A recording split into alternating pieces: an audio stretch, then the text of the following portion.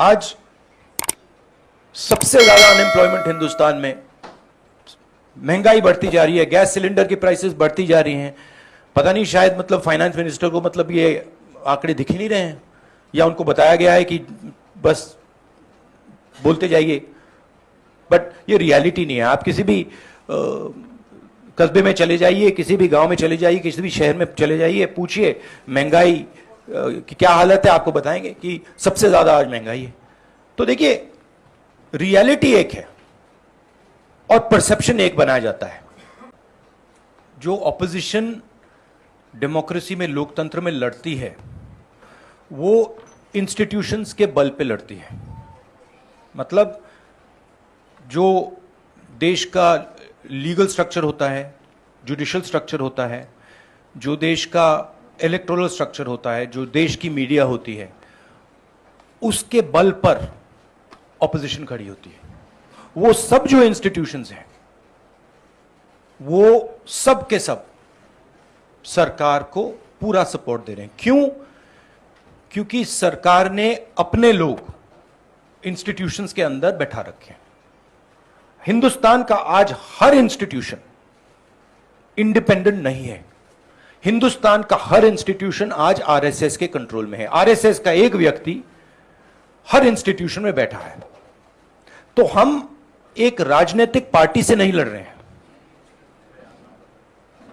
हम हिंदुस्तान के पूरे इंफ्रास्ट्रक्चर के खिलाफ लड़ रहे हैं।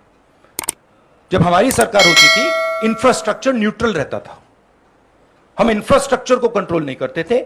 2 राजनीतिक पार्टियों की लड़ाई होती थी, 3 राजनीतिक पार्टियों की लड़ाई होती है। आज इंफ्रास्ट्रक्चर सरकार का पूरा एक पार्टी के साथ है। फाइनेंशियल इंफ्रास्ट्रक्चर उनके साथ है। अगर कोई दूसरी पॉलिटिकल पार्टी को सपोर्ट करना चाहे, उस पर ईडी लगा दी जाती है, सीबीआई लगा दी जाती है, धमकाया जाता है, डराया जाता है। तो फाइनेंशियली मोनोपोली है बीजेपी की, आरएसएस की, इंस्टीट्यूशनली मोनोपोली है। इसीलिए ऑपोजिशन इफेक्टिवली, अग्रेसिवली खड़ी हो रही है।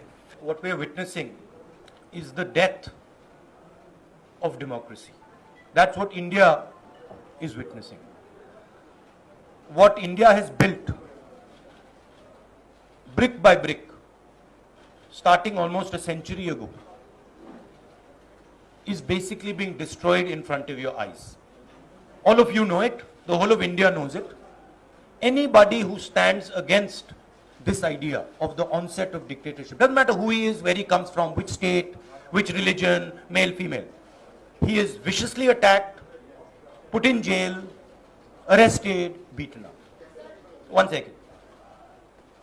The idea is that people's issues, whether they are price rise, unemployment, violence in society, people's issues must not be raised. That is the sole agenda of the government. And the government is being run to protect the interest of 4 or 5 people, and the government, this dictatorship is being run in the interest of 2 or 3 big business people by